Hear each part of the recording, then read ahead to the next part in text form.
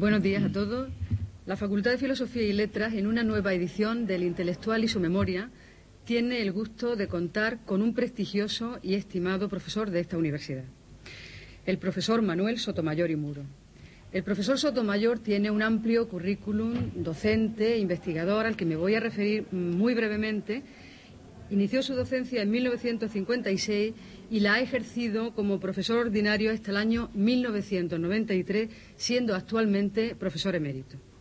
Además de las facultades de Teología y de Filosofía de la Universidad de Granada, ha sido profesor invitado en diversas universidades como en Barcelona, en Roma, Guatemala, etc. Ha realizado numerosos e importantes trabajos de excavación arqueológica sobre los que versan muchas de sus publicaciones y es autor de numerosos artículos y ha recibido distinciones como la siguiente. Desde 1965 es miembro del Instituto Arqueológico Alemán. Desde el año 1983 es miembro numerario del Centro de Estudios Históricos de Granada. Desde 1987 es miembro de la Real Academia de la Historia y desde 1988 miembro numerario de la Real Academia de Bellas Artes. En 1991 obtuvo el Premio Andalucía en la modalidad de Patrimonio Histórico. Yo no voy a añadir nada más porque son los profesores Cristóbal González Román y José Fernández Ubiña, que son catedráticos del Departamento de Historia Antigua de la Facultad de Filosofía de Granada, los que están encargados y los que van a ir desvelando su historial académico y humano en un recorrido que será esta entrevista por su obra y por su vida académica. Pero no quiero terminar sin agradecerle al profesor Sotomayor, en nombre de los presentes y en nombre de la Facultad de Filosofía y Letras en general, que haya aceptado nuestra invitación para engrosar este archivo en vídeo que es el Intelectual y su Memoria. Muchas gracias. Es un honor tenerlo con nosotros. Bien, en nombre del Departamento de Historia Antigua de esta universidad, yo quiero expresar mi profundo agradecimiento al equipo de Canal para que haya aceptado la propuesta que en su día cursamos de recoger en esta biblioteca la vida y el pensamiento de un maestro, del padre Sotomayor. Entiendo que hablar ante el auditorio del padre Sotomayor probablemente fuera innecesario. Pero puesto que la función del acto que hoy tenemos no es la de reflejar su personalidad, que todos conocemos, y su obra científica, que todos admiramos, sino dejarla para generaciones futuras que puedan consultarla en nuestra biblioteca, sí quisiera reseñar concretamente algunos aspectos de su altura humana y de su altura intelectual. Entiendo que en el padre Sotomayor se dan unas circunstancias profesionales que siempre hemos aspirado, concretamente los que nos dedicamos a esta ardua disciplina del mundo antiguo. Concretamente, la cualidad de haber dedicado una vida intensa y extensa, y esperemos que se prolongue muchísimo más, a trabajar diversos aspectos interdisciplinares del mundo antiguo. En consecuencia, la arqueología clásica y fundamentalmente la arqueología paleocristiana, también la arqueología paleocristiana tiene en él a un maestro, y la historia antigua, concretamente, ha tenido en él un referente fundamental para comprender concretamente determinados ámbitos fundamentales, esenciales y trascendentales, como puedan ser la evolución y presencia del cristianismo en la Hispania tardoantigua. En consecuencia, es un honor para el departamento al que represento el haber propuesto a la facultad el que se hiciera concretamente al padre Sotomayor esta entrevista y que la figura, la obra y el pensamiento del padre Sotomayor pueda quedar registrado en nuestra biblioteca para conocimiento de las generaciones futuras. Yo entiendo que a lo largo de la entrevista quedará reflejado parte de su obra. Tan solo quisiera reseñar en esta introducción previa las cualidades humanas del maestro que tengo a mi derecha. Concretamente, cualquiera que se haya acercado por la Facultad de Teología siempre habrá tenido en el padre Sotomayor un ejemplo de disponibilidad para el diálogo y de comprensión, concretamente ante cualquier propuesta, ante cualquier sugerencia, ante cualquier reflexión sobre el ámbito profesional de la historia antigua, de la arqueología clásica y paleocristiana, pero también sobre otras vertientes humanas que nos animan profundamente a seguir trabajando, a seguir pensando, a seguir reflexionando sobre el ayer y sobre el hoy y sobre el futuro. En consecuencia, termino mi intervención agradeciendo a la facultad el que haya aceptado concretamente la propuesta del departamento, reseñando que es un honor para el departamento, pero que también es un honor acoger concretamente al padre Sotomayor hoy en este aula de García Lorca, para hacerle concretamente este homenaje en su 75 aniversario. Un homenaje que no es el único, puesto que incluso ha habido colegas de otras universidades que se nos adelantaron. Concretamente los colegas de las universidades del País Vasco ya iniciaron un homenaje en una monografía, actualizaciones de historia antigua. Nosotros seguimos esta iniciativa porque teníamos el deber moral ante un maestro de hacerlo, con la dedicación del último número de la revista Florenta y Libertana, donde se recogen trabajos de diversas características, documentales e históricas, que dedicamos al padre Sotomayor en su 75 aniversario. En consecuencia, en el acto de hoy se reúne el homenaje, en el aniversario, pero también la necesidad de que en nuestra biblioteca se queden recogidas para el futuro su forma de ver, su forma de ser, ¿no? Ahora ya que puede ver la vida con una amplia perspectiva después de haber vivido 75 años, y esperemos que por muchos años más. En consecuencia, vamos a iniciar la entrevista y entiendo que podríamos empezar dejándole la palabra a mi colega profesor Fernández Ubiña. Bueno, no es necesario decir, no quiero ampliar tampoco la introducción sobre la vida y los méritos del profesor Sotomayor. No es necesario decir, digo, que una faceta fundamental en un maestro del calado de Sotomayor y Muro es el magisterio oral. Aun cuando este magisterio, por su carácter efímero, suele a veces olvidarse, pienso yo que es, en última instancia, lo más sustantivo y trascendente que uno puede hacer cuando se dedica a la docencia y a la investigación. No en vano los grandes maestros, o muchos de los grandes maestros, no han escrito ni una sola línea. Entre otros, el gran maestro del padre Sotomayor, que fue Jesús, no escribió absolutamente nada. Digo esto para incitar, que no solo invitar a las generaciones que están aquí escuchándonos, incitarlas a conocer al padre Sotomayor en directo, ahora que tienen la oportunidad y por muchos años, conocerlo, tratarlo, aprender de él y disfrutar tanto como tanto hemos disfrutado durante tanto tiempo.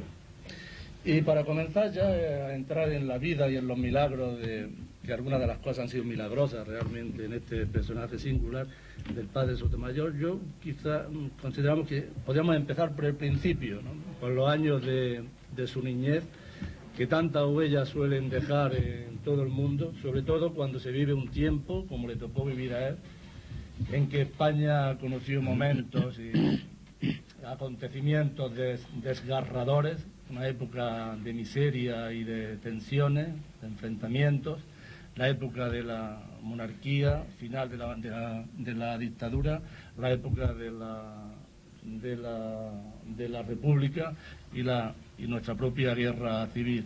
Yo quisiera introducir aquí, darle la palabra al padre Sotomayor para que nos desvelara, si es que lo considera pertinente, algunos de los recuerdos que más puede haber influido en su vida posterior y que más ahora le hayan afectado.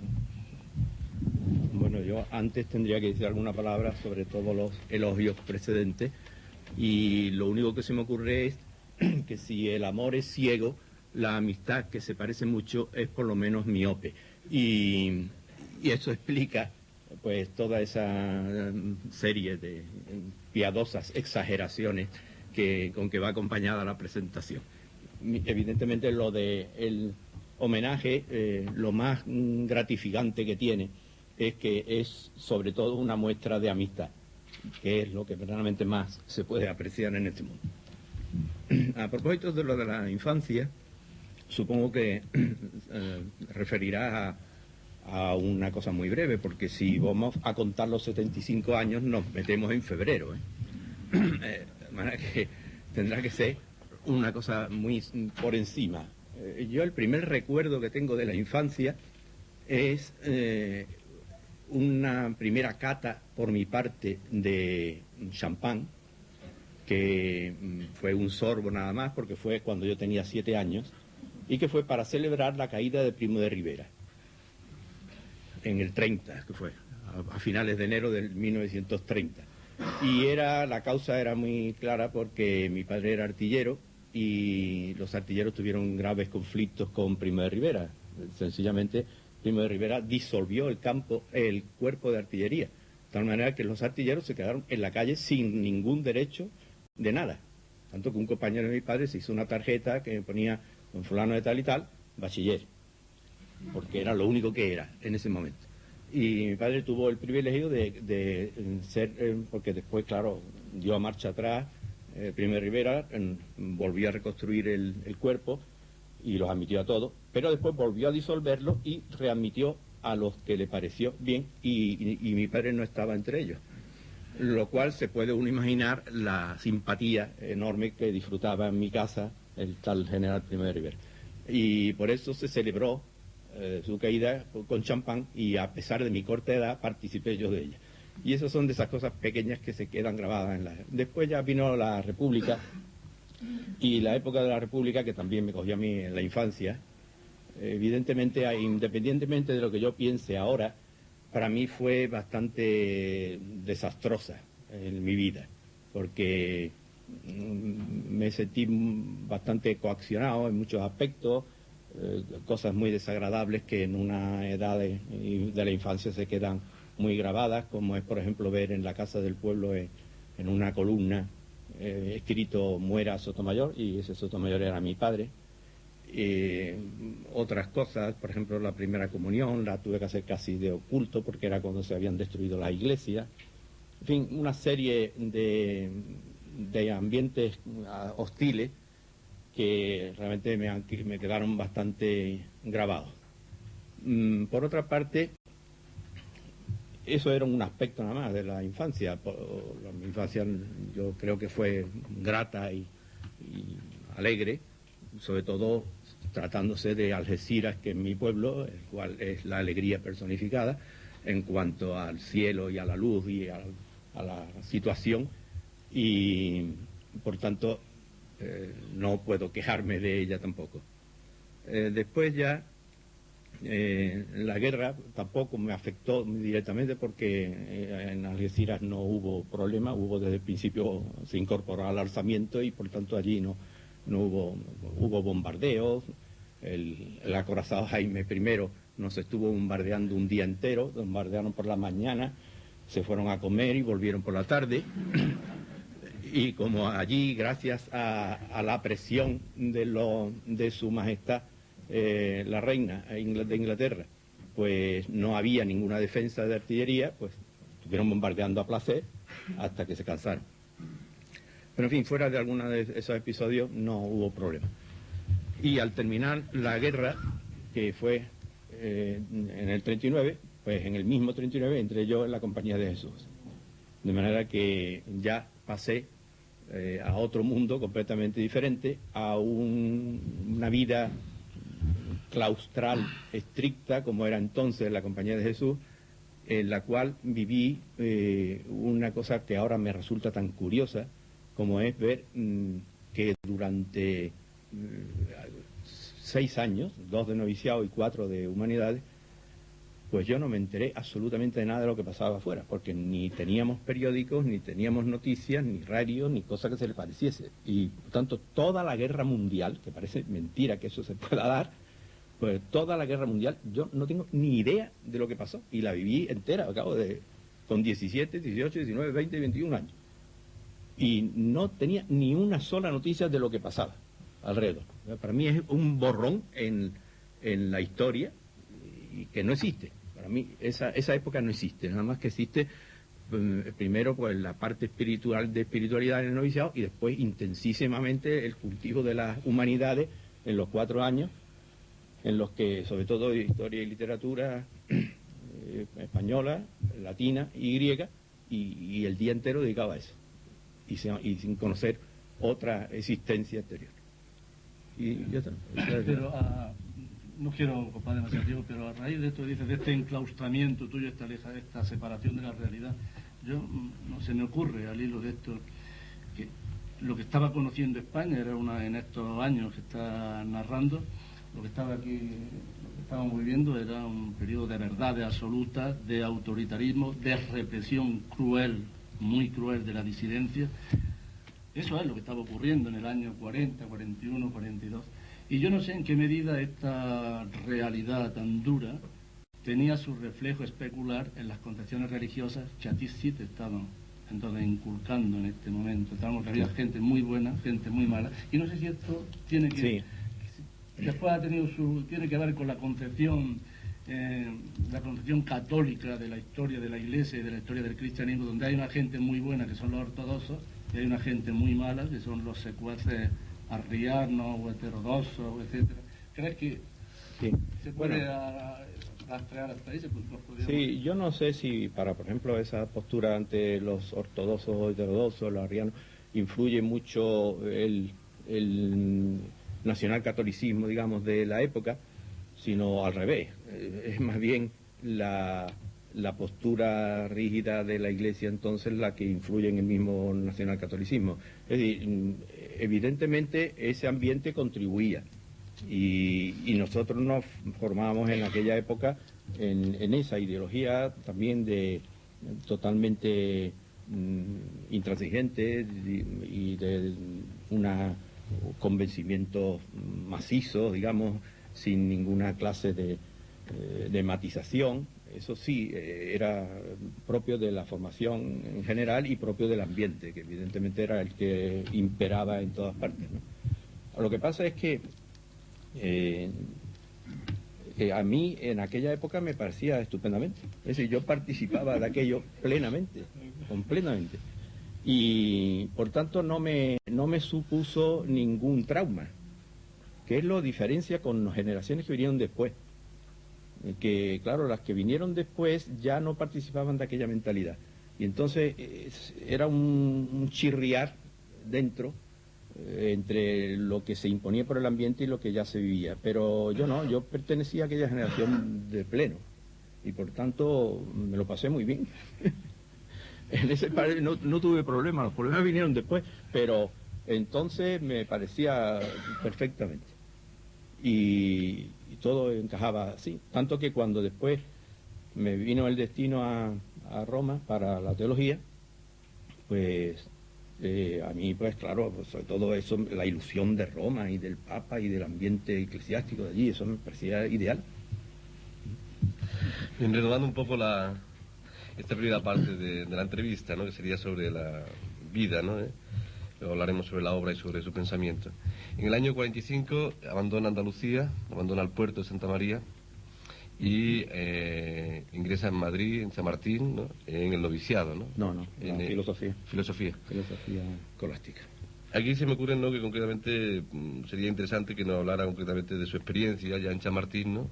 Y luego también un poco, ¿no?, de el Madrid que conoció en el año 45, ¿no? Son años todavía muy duros, ¿no? Muy duros y pertenecen precisamente a este siglo XX de contrastes, ¿no? Una primera mitad durísima, una segunda mitad esperemos que siga siendo tan suave como en los últimos años. Bueno, ahí en Chamartín era los 3 años de filosofía escolástica, por supuesto.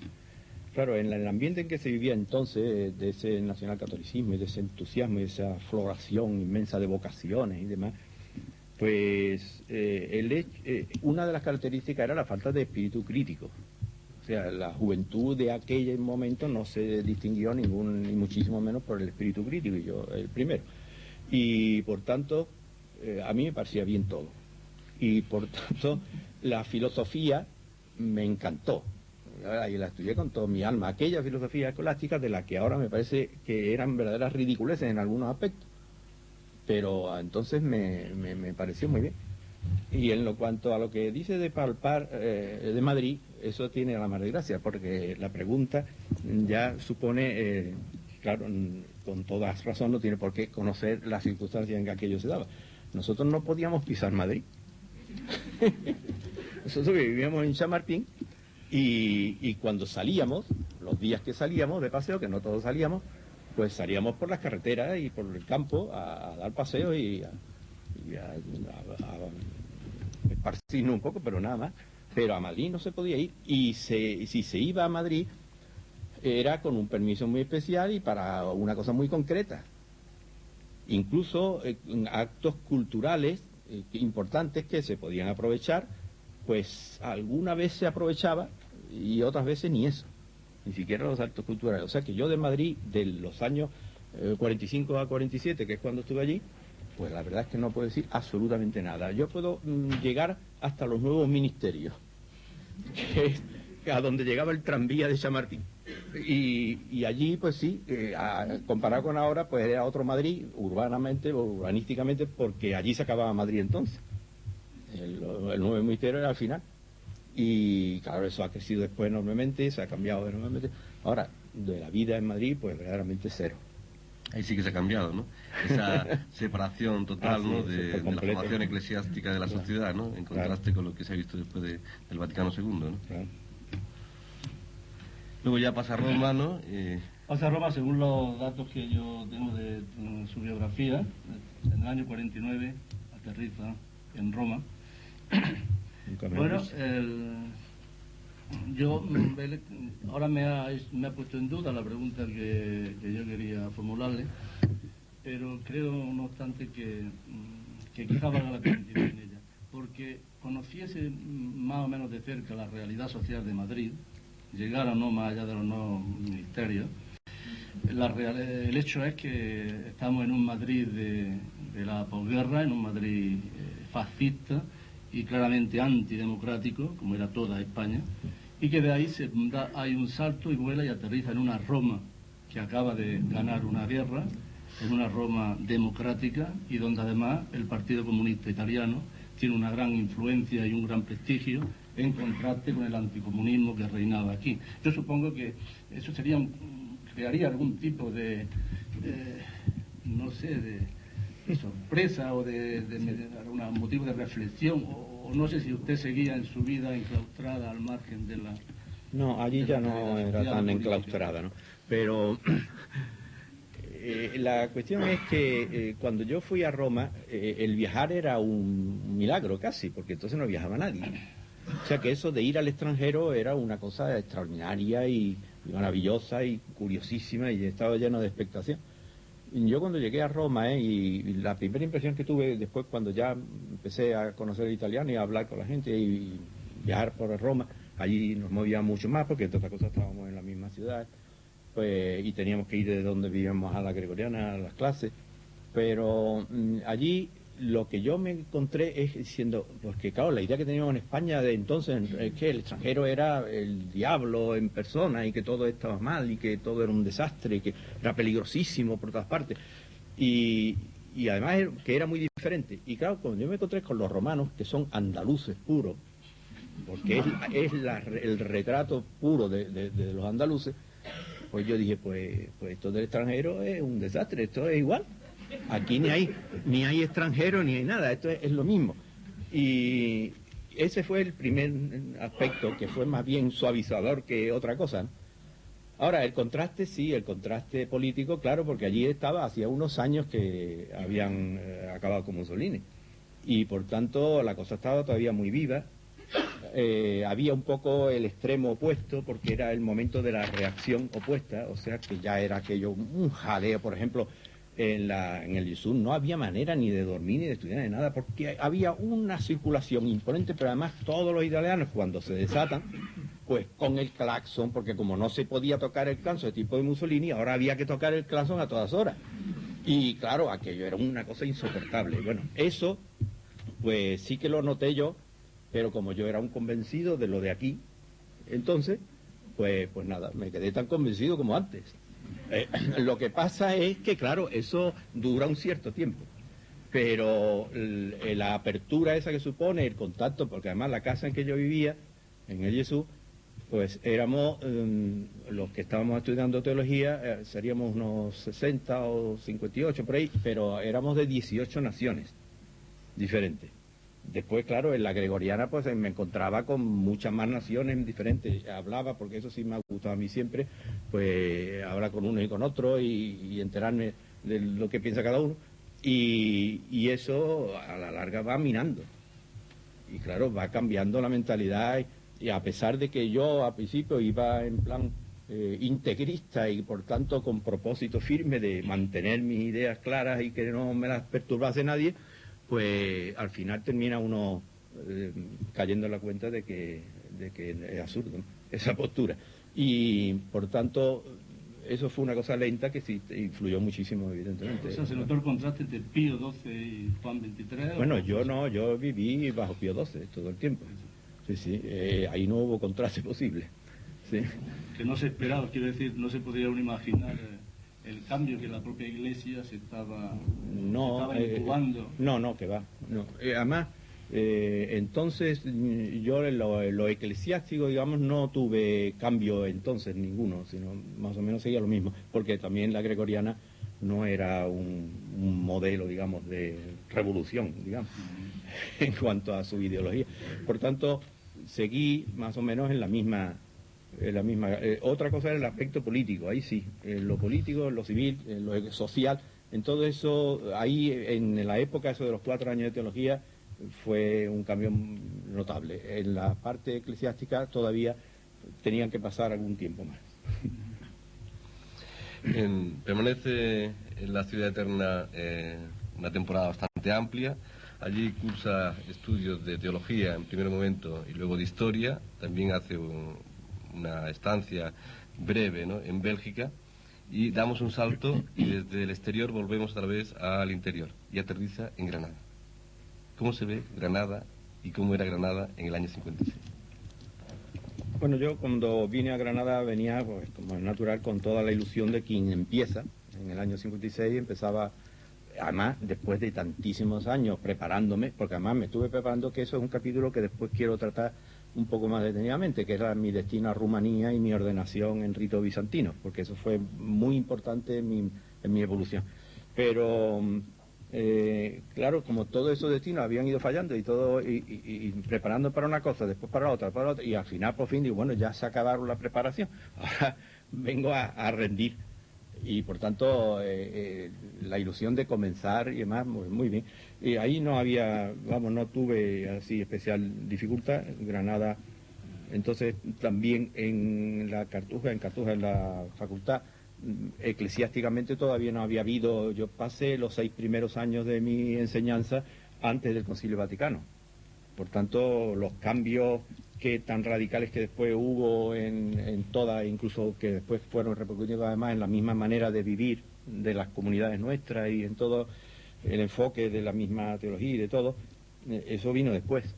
Entonces, de cualquier forma, ahí da un pequeño salto en un momento trascendental, obviamente, en la vida del Padre Sotomayor, ¿no?, que es su ordenación como sacerdote en el año 52 por el rito oriental, ¿no? Sí. Y algo que estuvo a punto de destinarle a otros menesteres, ¿no? Claro. Como es concretamente su proyecto, ¿no?, de pasar a Rumanía, ¿no? Es algo que me parece importante, ¿no?, y que luego tendrá una trascendencia incluso en su forma de ver la realidad, ¿no? Completamente. Claro, eso fue en filosofía. Yo me ofrecí para trabajar con los ortodoxos, con los bizantinos, que me gustaba la idea de trabajar por la unión de la Iglesia con la Iglesia bizantina. Y entonces lo que yo conocía más era el Rusicum en Roma, que había un colegio, seminario llevado por los jesuitas, que procuraba preparar sacerdotes para Rusia, en rito bizantino ruso, ¿no? Y entonces yo me ofrecí con otro, Padre Mateo, otro de Andalucía, para trabajar con los bizantinos en Rusia. Pero el Padre General, con muy buen acuerdo, a los 2 españoles que nos habían ofrecido para Rusia, nos destinó a Rumanía, porque eran también bizantinos y ortodoxos y se podía trabajar lo mismo, pero con la facilidad de que la lengua era mucho más fácil, porque es lengua latina, y la mentalidad y todo. Y además, porque en aquel tiempo, que fue en el 46, cuando nos destinaron, nos concedieron el destino, entonces todavía estaba el rey Mijaíl allí, y aunque ya estaban bajo la esfera de la Unión Soviética, pero todavía se conservaban las formas y había posibilidad de entrar y demás. Y por eso fui yo precisamente a estudiar a Rumanía, digo a Roma, a la teología, no aquí, sino a Roma, para poder aprender al mismo tiempo el rito bizantino y ordenarme el rito bizantino. Y en el tiempo que estuve haciendo la teología y aprendiendo el rito, se cerró ya completamente, expulsaron al rey y ya se cerró la frontera y allí no había manera de entrar. Que eso fue lo que hizo que cuando yo terminé la teología, pues quedé disponible forzoso, porque ya para lo que yo me había preparado no podía hacer, no podía entrar, había entrado. Y en ese momento coincidió con que murió aquí el profesor de Historia de la Iglesia, aquí en Granada, y entonces mi provincia eclesiástica jesuítica, pues aprovechó la ocasión para rescatarme. O sea, como yo ya no podía ir a Rumanía, digo, bueno, pues que haga la carrera de Historia de la Iglesia y venga a enseñar al profesor aquí. Entonces aterrizamos ya en Granada, ¿no? ¿Cuál es el recuerdo que tiene de Granada en el año 56, ¿no? Porque los tiempos han cambiado, ¿no? Sí. Bueno, la verdad también que es lo que decía yo antes, que como eran los primeros años, antes del del concilio, pues en esos años la vida nuestra era muy claustral. Ya de por sí Cartuja pues se presta a la vida claustral, porque aunque esté en el centro de Granada ya actualmente, pero está en alto. Y eso aísla mucho, porque la cuesta arriba es muy molesta.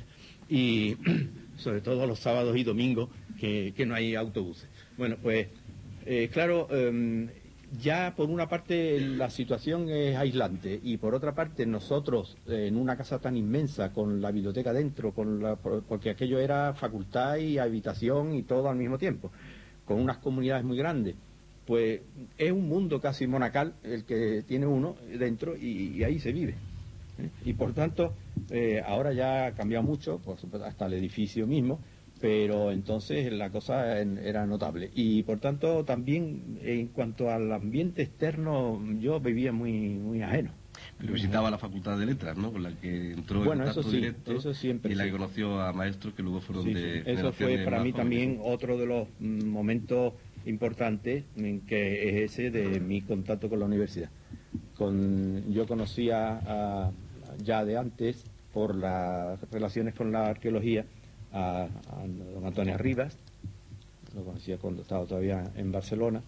Después conocí aquí a don José Manuel Pita, después también a don Manuel Río, en fin, y todo aquel grupo del Palacio de las Columnas, de la época del Palacio de las Columnas, con los que hice bastante amistad, y además no solamente amistad, sino que aprendí mucho de ellos, y en contacto con también científico, digamos, y eso ya me puso en relación con la universidad, que para mí fue también después muy importante, porque tanto en la arqueología como sobre todo en la historia, que es la que ha sido, porque a pesar de que yo haya después hecho muchos pinitos arqueológicos, evidentemente la base principal mía fue siempre la historia, porque era la asignatura principal que yo tenía que enseñar. Yo enseñaba una asignatura troncal como era la historia de la Iglesia, y la arqueología cristiana era una cosa muy secundaria, que era un curso muy secundario, ¿no?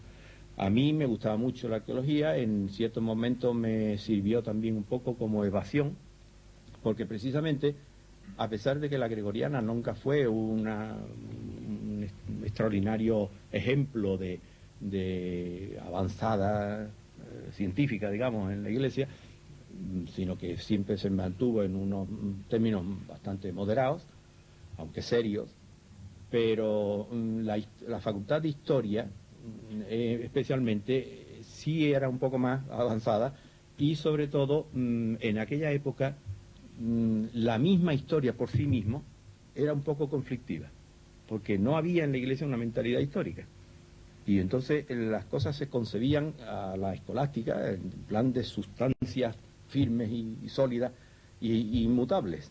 Y claro, todo lo que sea una mentalidad histórica que introduzca un elemento de evolución y de desarrollo y demás, siempre podía tener situaciones. Yo aquí no tuve problemas serios, pero algún que otro conflictillo pequeño sí, y vamos, cosas ridículas, como por ejemplo, una de las materias que a mí siempre me atrajo fue la de la geografía, y que es muy entretenida, porque la geografía es que realmente es muy divertida si se toma la cosa en serio y se profundiza en ella. Y claro, yo en las clases, una de las cosas que hablaba era del martirologio romano célebre, en el cual hay santos que son adverbios, y adverbios convertidos en santos, y regiones geográficas convertidas en santos, porque eso es una serie de manuscritos que se han ido transmitiendo y que se han ido entendiendo mal y se han confundido adverbios por santos, etcétera. Bueno, pues claro, yo todo eso lo criticaba y lo decía. Y alguna vez me llamaron la atención diciendo, hombre, es que parece que está perturbando la tranquilidad de la gente porque está tirando abajo a los santos. Yo le dije, no, yo tiro precisamente a los adverbios y a las regiones y a los términos estos geográficos que se han convertido en santos, no a los santos, ¿no? Y hablando de perturbaciones, perdón que le interrumpa, sí. ¿No? Cuando llegamos a los años 60, ¿no? Años de cambio, ¿no?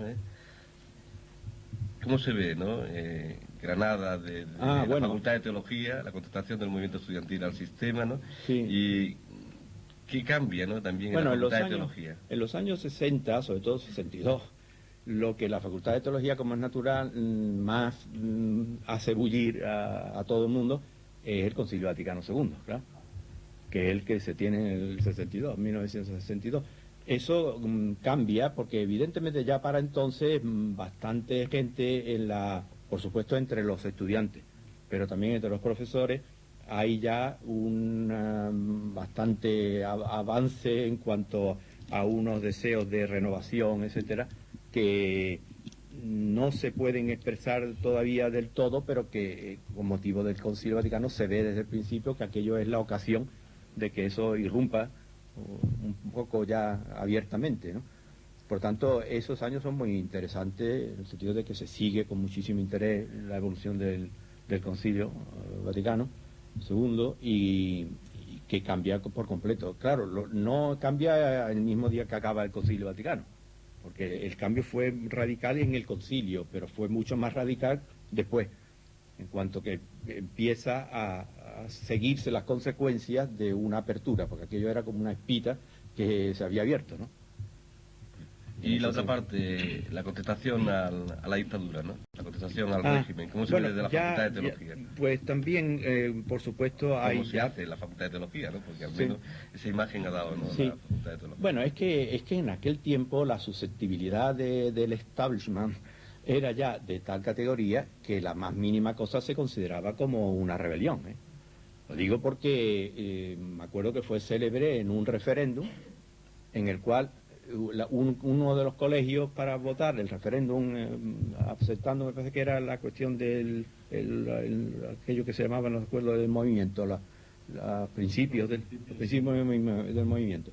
Bueno, pues uno de los colegios estaba en el seminario, abajo, en el seminario de Granada. Y claro, todos los que estábamos en Cartuja íbamos a votar allí. Y casi nosotros únicamente, y algunos más que había por entonces alrededor. Y una de las cosas que se nos ocurrió a varios era, vamos a ver el escrutinio, porque decía que el escrutinio era abierto y era libre. Vamos a asistir al escrutinio. Bueno, les sentó tremendamente mal el que asistiésemos al escrutinio. Nos pusimos así unos cuantos alrededor de la cosa. Bueno, y iba contando los votos allí y haciendo alguna alusión. Bueno, porque salieron bastantes no. Y calcularon que los no eran de la facultad. Claro, el cálculo era bien fácil porque es que no había otros. Pero les sentó muy mal porque salieron varios no, y el que estaba allí dirigiendo el cotarro, pues me acuerdo que haciendo alusiones, diciendo, claro, es que se ve cuando salieron varios no seguidos, que stultorum numerus es infinitus, citando a la escritura. Y cosas de esas. Pero vamos, como ve, votar que no en el referéndum tampoco era ningún acto de revolución así inminente, ¿no? Y cualquier cosa de esas le dio esa fama un poco de...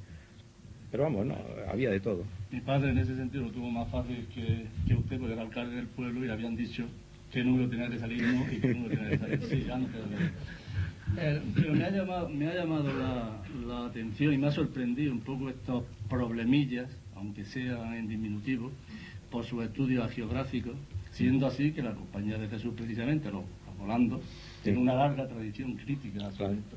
Yo, en esta situación, y dado sus contactos con la Universidad Civil, con esta facultad en particular, ¿por qué no se decide a hacerse profesor de esta facultad, como tantos otros compañeros lo hicieron, y tantos otros jesuitas provenientes de otros sitios lo hicieron? Y ya de paso, si puede decir algo, porque ya vamos mal de tiempo, pero fíjate, sobre los métodos, los contenidos, los sistemas de enseñanza que se daban en uno y otro sitio. Sí. Bueno, yo aquí tuve propuesta por parte de Arriba y de Pita, entre los dos, de tirarme un puesto que fuese común, porque como era iconografía paleocristiana y demás, se prestaba que fuese entre arqueología y arte. Y a mí me atraía la idea, sobre todo por aquello de poder tener un grupo de colaboradores y de discípulos y de trabajar con él, cosa que no tenía allí en arqueología, porque claro, era una cosa muy secundaria. Y lo estuve pensando algún tiempo. Después no me decidí por una razón muy sencilla, por dos razones. Una, y la principal, era que yo allí tenía bastante pocas clases, y a mí siempre me ha gustado mucho más la investigación que las clases, aunque tampoco me ha disgustado las clases, ¿no? Pero yo en Cartuja, en la Facultad de Teología, he tenido siempre un número, comparado con lo que se tenía en la Universidad Civil, pues muy inferior al del que se tenía en la Universidad Civil. Entonces, eso me hubiera impedido el dedicarme más a la parte de investigación al tener muchas más clases.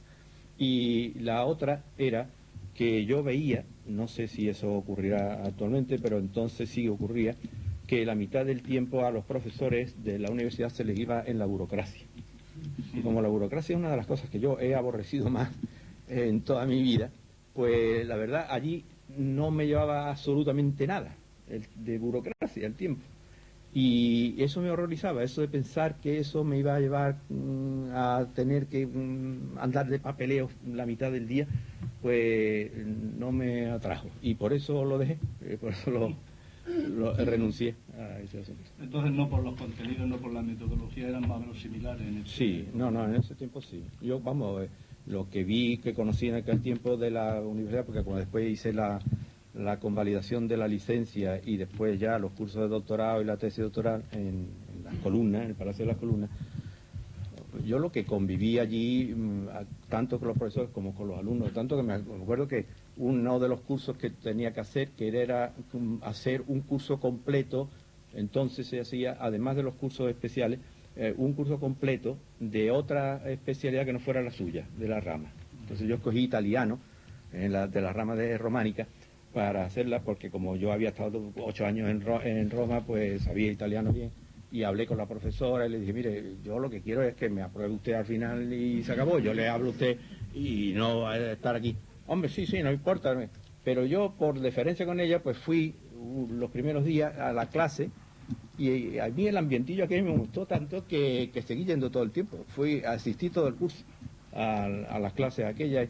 O sea, era una cosa mucho más reducida que ahora, como natural, era más pequeña, de números y de todo, era más familiar y más contacto con los profesores, y muy bien, y entonces me fue muy bien. Pero vamos, a mí el contacto que más me ha influido en la historia, en el aspecto histórico sobre todo, ha sido después el contacto con los profesores de la universidad con motivo de los congresos, que procuré asistir a todos los posibles, y el contacto con los diferentes profesores, entre otros, con ustedes.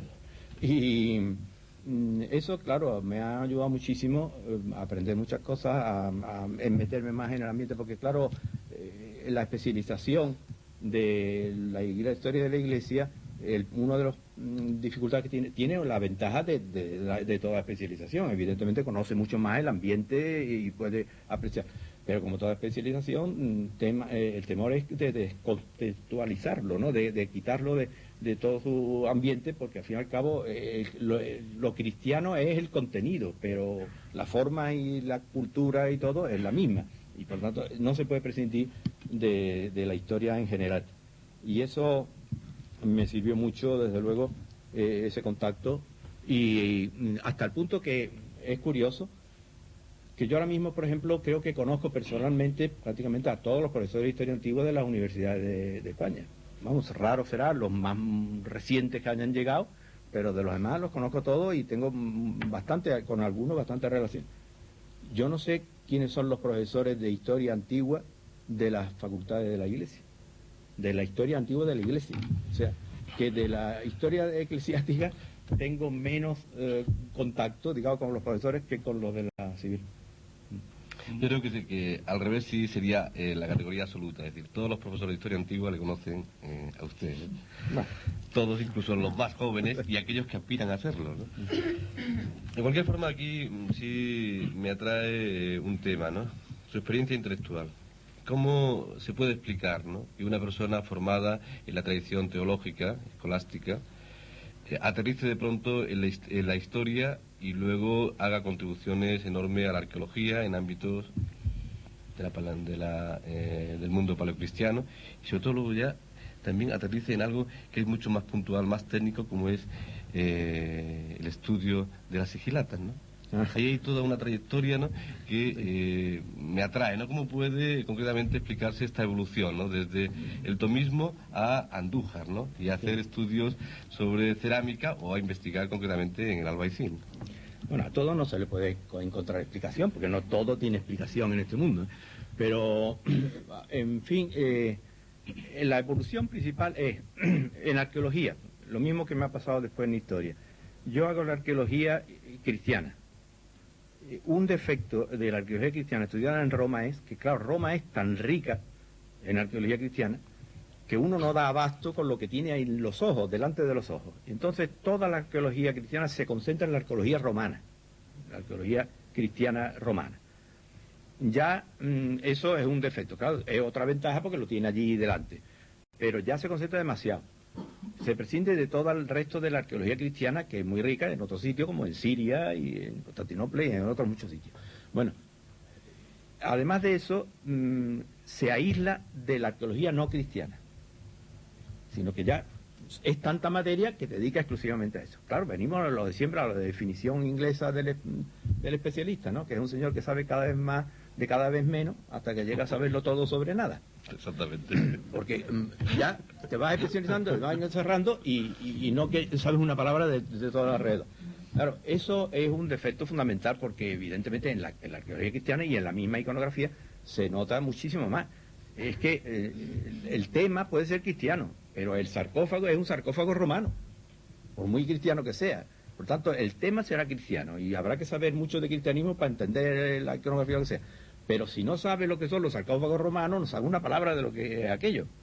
O sea, que hay que extenderlo. Entonces yo ya empecé, ya con la misma tesis sobre San Pedro, pues me tuve que meter muchísimo más en toda la cuestión de escultura romana y de sarcófagos romanos. Y después cuando llegué aquí, era lo contrario. Aquí la escasez de material paleocristiano me dejaba completamente varado, porque se acababa la investigación muy pronto, porque hay poquísimo material paleocristiano. Entonces, claro, yo procuré ampliar más a lo arqueológico. Por otra parte, la arqueología pues va unida con la arqueología de campo, porque si no, ¿qué arqueología es? Bueno, pues ya al meterme en la arqueología de campo tuve la fortuna o la desgracia, que yo ya no sé cómo considerarlo, que lo primero es que en mi misma casa, que era esta vuestra actual, que estaba entonces tapiada y cercada, pues me encontré con un centro de sigilata, de la sigilata allí en la tierra y que había unos hornos que la producían. Y eso, como digo, fue mi desgracia, que ya fue como un sino o un fatum que me persiguió, que en donde quiera que yo metía el pico aparecía un horno. Y en todas partes, hasta arriba cuando excavé en el Albaicín, que iba yo en busca de la ciudad romana, pues tuvo que salir otro horno de sigilata. O sea que ya eso fue, como digo, el fatum. Eso ya no son cosas explicadas, que se puedan explicar. Y en la historia es lo mismo. En la historia es la necesidad de comprender las circunstancias en que se desarrolla la historia de la Iglesia. Y evidentemente, tanto que la historia de la Iglesia, a propósito también de lo de las pequeñas dificultades y eso, en parte, mi inclinación a practicar, no a estudiar, porque eso sí lo había estudiado ya antes y con gran gusto, porque me gusta mucho la arqueología, pero inclinarme más al campo arqueológico era porque despuntaban algunas dificultades que digo yo, la arqueología es inerte, ¿sabes? Y por tanto, ahí no hay problemas. Evidentemente, el que yo discuta si hay influencia itálica o influencia gálica en la sigilata de Andújar, realmente no va a preocuparle a ninguna parte de la jerarquía eclesiástica de España, ni de sus alrededores. Mientras que si se trata de los orígenes del papado o de la organización jerárquica de la Iglesia o de cualquier otra cosa, el problema cambia. Bueno, pues fue un poco ese aspecto de huida hacia lo anodino, digamos, en ese aspecto, ¿no? Lo de las excavaciones y lo de la arqueología. Pero vamos, de todas maneras era una necesidad de ampliación, de entender un poco el contexto. Y el cambio metodológico, ¿no?, que al menos se aprecia, ¿no?, en su visión, ¿no?, de la historia de la Iglesia, ¿no?, frente a una visión, digamos, agiográfica, ¿no?, una actitud crítica rigurosa, ¿no?, más de acorde con el método histórico, ¿no? Sí. Eso, ¿cómo se explica? ¿El Vaticano II o Sotomayor y su trayectoria personal? Eso se explica por varias cosas, sí. La primera fue lo del rito. El orientarme, el meterme yo a ordenarme y estudiar primero en una iglesia bizantina, que no es la iglesia latina, es la iglesia católica, no vayamos a confundir aquí las cosas, no me vayan a convertir en ortodoxo, sino en la iglesia católica, pero bizantina. A mí me fue una revolución porque, claro, yo también me lo tomé como siempre, normalmente, muy a pecho, y con un entusiasmo enorme, y aquello me parecía a mí lo más interesante del mundo, Rumanía y la iglesia bizantina y el rito bizantino y el derecho canónico bizantino.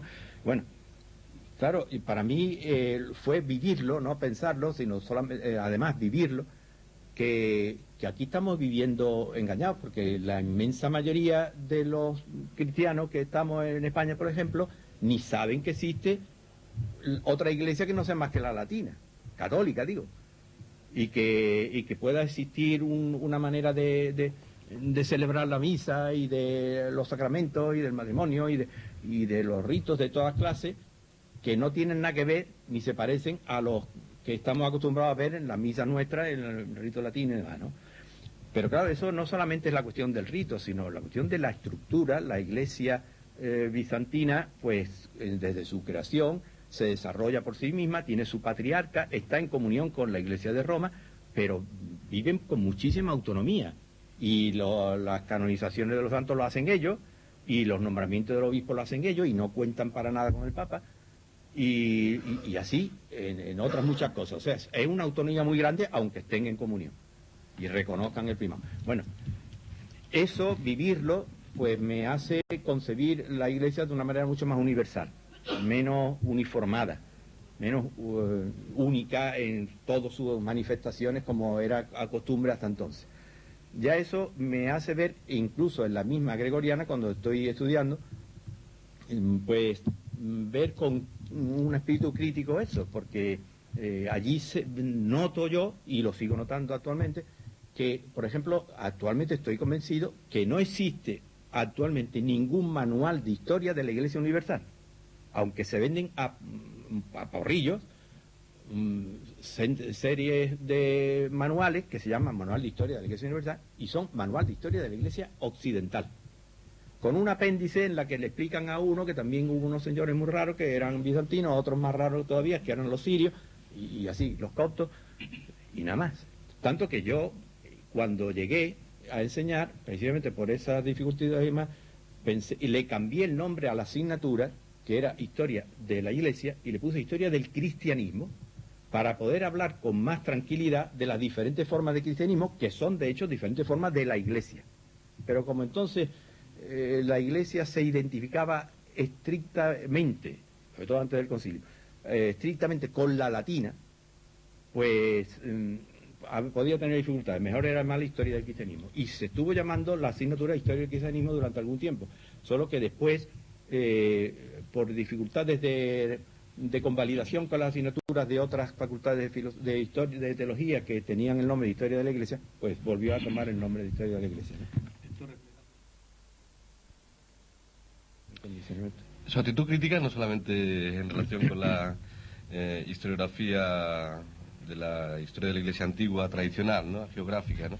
También me da la impresión de que, al menos eso se deja traducir en conversaciones privadas y en manifestaciones públicas suyas, también con el otro ámbito científico en el que se ha movido, ¿no?, la arqueología, ¿no?, que es un tema de actualidad, ¿no?, patrimonio, conservación, intereses urbanísticos.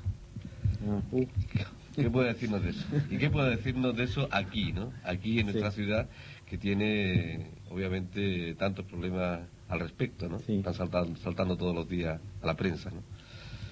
Pues sí, en eso yo abandoné las excavaciones por varias razones. La primera, porque la burocracia acabó conmigo. Como la burocracia consiste en una carrera de saltos, pues claro, eso está bien para jóvenes atletas, pero a una cierta edad ya se cansa uno de saltar obstáculos, ¿no? Y como la burocracia cada vez más complicada, pues termina uno... a mí siempre me ha encantado y me encantará y me encantaría excavar porque me gusta muchísimo, pero la burocracia pudo conmigo. Y la segunda razón fue porque en los últimos años la metodología de las excavaciones cambió tantísimo, ha evolucionado tanto y se ha desarrollado tantísimo, que a mí eso ya me ha superado, me ha cogido demasiado mayor para ponerme a la altura y nada, consideraría una profanación el meterme en una excavación sin esa preparación tan complicada como actualmente se requiere. Y después la tercera era porque yo también, como me lo tomaba todo a pecho, pues eran unos disgustos los que me llevaban, ¿no? Hombre, yo he visto los hornos de Cartuja ir desapareciendo poco a poco, uno detrás de otro. He visto pues ovejas pastando entre los hornos. He visto recuas de mulos pisoteando los hornos. Y he visto bípedos, que ya lo he dicho otras veces, mucho peores que las recuas, también en recuas, destrozando todo lo que quedaba de los hornos. Claro, todo eso a mí me afectaba hasta el hígado. Y ya un día pues decidí, pues mire, lo dejo y se acabó. Y me quedo tan tranquilo. Pero claro, esta tercera razón no me ha servido, porque eso no se puede dejar. Es decir, a mí me sigue afectando lo mismo, excabe yo o no excabe o deje de excavar, a mí cada vez que se destroza un yacimiento, pues es como si me sacasen el riñón. Y eso es lo que sigue pasando actualmente. A mí me parece que ha habido una evolución lamentable, porque aquí cuando hubo las transferencias de la arqueología a la Junta, pues claro, se empezaba de nuevo. Era posible empezar porque la arqueología arrastraba problemas muy graves desde antiguo, que en todos los congresos salían a relucir. Y claro, pues se empezaba de nuevo, parece que se podían organizar las cosas bien, había mucha voluntad de hacerlo, porque además un gobierno socialista como era el de la Junta, pues era muy propicio para un aspecto tan importante como era que el patrimonio es un bien social que había que defender contra los caprichos y las ambiciones privadas, ¿no? Y yo creo que al principio se intentó enfocar bien con entusiasmo, se protegió bastante, se hizo la ley del patrimonio, se intentó proteger bastante el patrimonio, se luchó por parte de la Junta también en defender en lo posible, hubo conflictos más o menos sonados algunas veces, en Málaga por ejemplo, y iba la cosa en ese sentido con todos sus defectos y sus dificultades, pero iba bien. Yo creo que después ha habido un cambio notable en el cual, pues verdaderamente no se protege con ese entusiasmo, ni muchísimo menos, los patrimonios. Para mí ha habido dos casos que han sido significativos. El primero es de Cercadilla en Córdoba. La destrucción del célebre proyecto de integración, como se decía, que es increíble que se pueda decir eso, se llamaba Proyecto de Integración del Yacimiento en la Estación Ferroviaria, de Ferrocarril de Córdoba. Bueno, el proyecto era proyecto de desintegración del yacimiento, porque un proyecto en el que ya en el mismo proyecto se destruía el 80% del yacimiento, díganme ustedes si eso se puede llamar integración de una cosa. Bueno, pero es que además ni siquiera eso se ha hecho. Si no se ha destruido mucho más, la parte que se ha conservado muy mal, no se ha dejado libre para excavar otra parte que sí se podía haber excavado. En fin, aquello ha sido verdaderamente lamentable, un ejemplo lamentable. Después hemos tenido aquí en Granada algún caso, que sobre todo el del Callejón de los Negros del Albaicín, en el que verdaderamente un yacimiento como ese, con un edificio de gran importancia romano, que es el primer testimonio constatado modernamente con técnica moderna en pleno Albaicín, que se determina por la Comisión de Patrimonio que se vaya a conservar en sótano y que de la noche a la mañana aparece una plancha de cemento encima y para construir la casa, pues me parece que ya es el colmo, ¿no? O sea, yo la sensación que tengo actualmente es que estamos en una malísima época en cuanto a la protección del patrimonio arqueológico, por lo menos, y quizás he tenido alguna vez la sensación que podía ser una exageración por mi parte, por el apasionamiento que a mí me distingue en muchas de mis actitudes, pero yo he comprobado con bastantes arqueólogos de diferentes ciudades de Andalucía con las que he hablado y todos me dicen lo mismo, que estamos en una época verdaderamente bastante lamentable. Yo creo que podríamos ya entrar en el final, ¿no? En la recta final, ¿no? Sotomayor cumple 75 años. Un Sotomayor que ha visto muchas cosas distintas, ¿no? Que ha vivido una primera parte del siglo XX terrible, ¿no? Y que ahora también presencia un final de siglo probablemente más esperanzador en todos los aspectos, ¿no? Y sí queríamos cerrar la entrevista con un par de preguntas hacia el futuro, ¿no? Después de esta larga experiencia.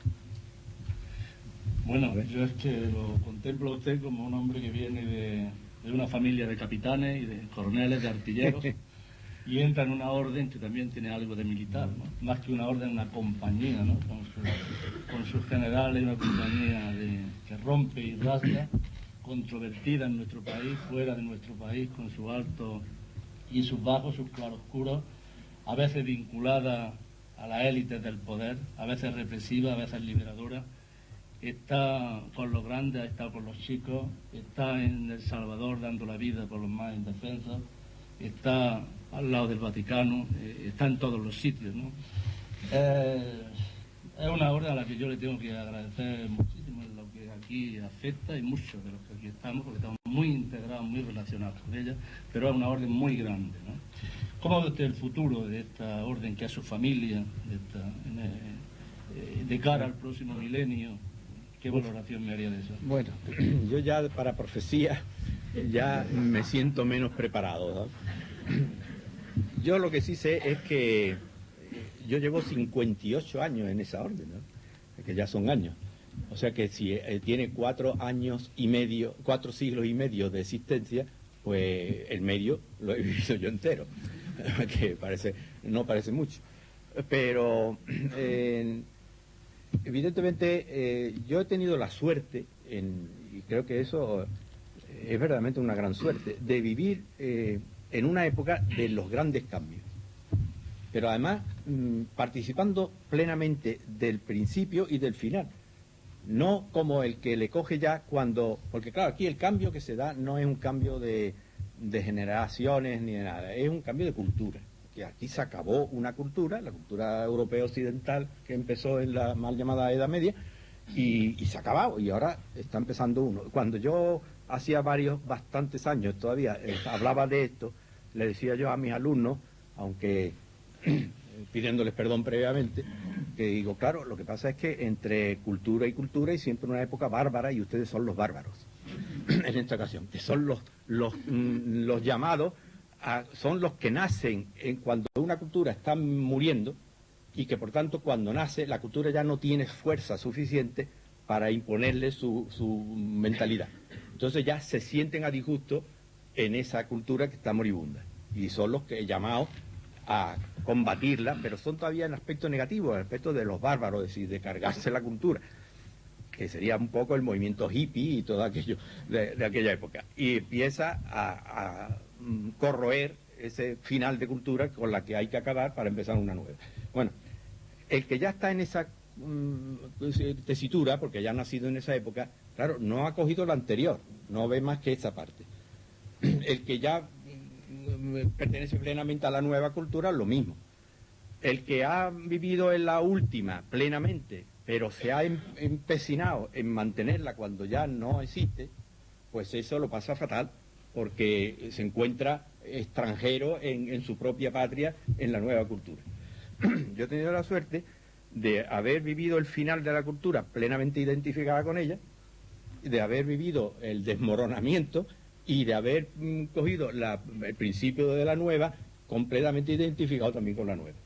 Con lo cual, pues quiere decir que lo he pasado maravillosamente. Y algo de eso ha pasado en la compañía. Cuando yo entré no se parece en nada a lo que yo he vivido, lo que vivimos actualmente. Era otra mentalidad completamente diferente. Eso habría que hacer otro homenaje y otro diálogo para hablar solamente de la mentalidad en que vivíamos en el noviciado, en el jubilado y hasta en filosofía, cuando se comentaba, cuando vivíamos en aquel ambiente completamente ajeno al mundo en que vivíamos alrededor y con otra mentalidad completamente diferente. Pero yo, como decía antes, lo viví plenamente identificado y convencido de que aquello era lo más maravilloso que había en el mundo. Bueno, de eso a lo actual, pues hay un abismo. Ahora siempre se ha caracterizado en la compañía, pero vamos, ahora más, pues por la libertad que nos da a cada uno de los miembros, cosa que no sucede en otras congregaciones. Y yo creo que eso es una cosa muy de agradecer, porque verdaderamente, dentro de que pueda haber alguna vez, como natural, dificultades, pero siempre hay una libertad grande de movimiento y por eso hay una variedad enorme y cada vez más, y por tanto cada vez es menos fácil de aceptar esas denominaciones generales de los jesuitas son así, los jesuitas son asados. Los jesuitas somos cada uno hijos de nuestro padre y nuestra madre. O sea que hay mucha diferencia, y lo mismo que la célebre frase de la sabiduría de los jesuitas, eso es una leyenda y un cuento. Ahí sí es verdad que se decía de España que de 10 cabezas 9 visten y una piensa, pues aplicado a la compañía y reducido el tanto por ciento de los primeros, pues se puede aplicar lo mismo. Es decir, hay de todo, ¿no? Hay una variedad enorme. Por eso, actualmente es más difícil decir qué va a ser de la compañía o cómo va a ser. Pues mira, hay de todo, porque convivimos muchas generaciones y muchas mentalidades. En mi casa mismo, porque somos muchos, porque es la casa más numerosa de toda la provincia, pues estamos de todas las mentalidades. Y incluso externamente, hay desde la sotana pura hasta el chándal o los pantalones vaqueros y la camisa estampada, vamos, hay todas las manifestaciones posibles, ¿no? Y gracias a Dios convivimos, a pesar de todo, y por eso digo, en el futuro, ¿qué va a ser? Pues es muy difícil saberlo, ¿no? Pero vamos, yo espero que si hay futuro, porque tampoco son muy numerosas las vocaciones, pues irá adaptándose porque eso creo que sí ha tenido siempre un poco como distintivo de la compañía, una cierta capacidad de adaptación a muchas cosas, como es, por ejemplo, el caso de las reducciones de Paraguay o los ritos chinos, más Ricci en China, cosas de eso. O sea que en la compañía ha habido una cierta tradición de capacidad de adaptación a diferentes circunstancias y no a imposición de un uniformismo grande. O sea que a los ateos no nos van a dejar abandonados a la mano de Dios, ¿no? ¿Cómo? ¿No? Que a los ateos no nos dejarán abandonados la compañía, ¿no? Nos dejaremos, ¿no? Bien, y para concluir simplemente una última cuestión, ¿no? Entiendo que la Iglesia del siglo XX no ha habido sus contrastes, ¿no? Que se han podido observar concretamente en sus figuras representativas, ¿no? En los papados, ¿no? Pío XII, Juan XXIII, Pablo VI, ahora Juan Pablo II en Cuba. La Iglesia ayer, hoy, mañana. Bueno, pues digo lo mismo que he dicho de la compañía. Los cambios que he dicho en la compañía pues han dado lo mismo en la Iglesia. O sea, la Iglesia que yo viví bajo Pío XII, pues no era aficiante para mí porque yo estaba de acuerdo con Pío XII en aquel momento. Pero ya llegó un momento en que ya no estaba tan de acuerdo y sí que se notaba la aficia, que fue la que reparó el Concilio Vaticano con su apertura tan grande, ¿no? Entre otras cosas, por ejemplo, en el aspecto ecuménico, que a mí me afectaba entonces directamente porque yo estaba metido en lo del rito bizantino y en lo de Rumanía. O sea que ahí hubo un cambio notable.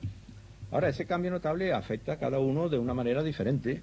Como digo, lo mismo que decía antes, las mentalidades en la compañía, pues en la iglesia misma, incluso en los militantes, entre los militantes, hay quien ha vivido el Concilio Vaticano como una liberación e incluso se le ha quedado corto, y hay otro que la ha considerado como una ignominia y un desastre. En fin, hay de todo.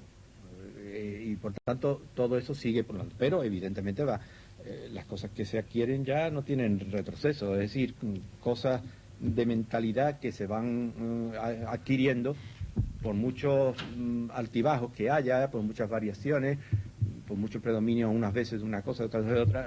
El avance nunca es lineal, es siempre oscilante. Pues evidentemente un progreso sí hay, ¿no? Pues no sé si el profesor Fernando Viña quiere hacer alguna otra cuestión, ¿no? Creo que podríamos seguir charlando y disfrutando, ¿no? Sobre todo de las contestaciones del Padre Sotomayor, aprendiendo.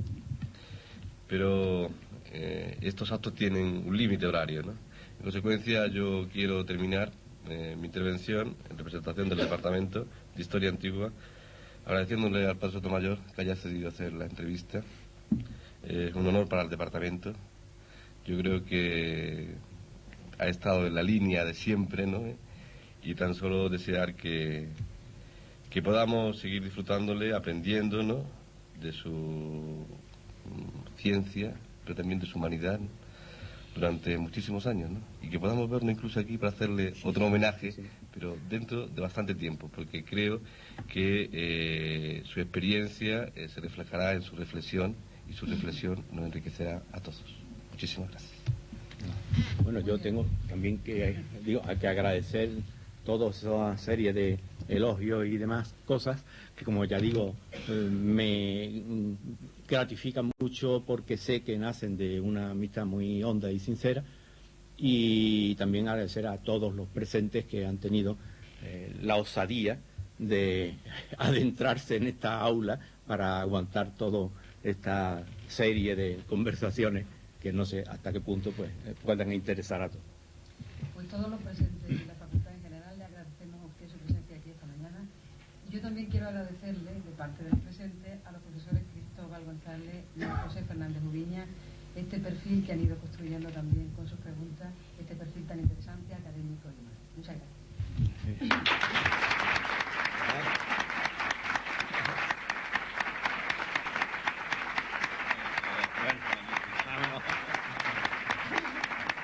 Muchas gracias.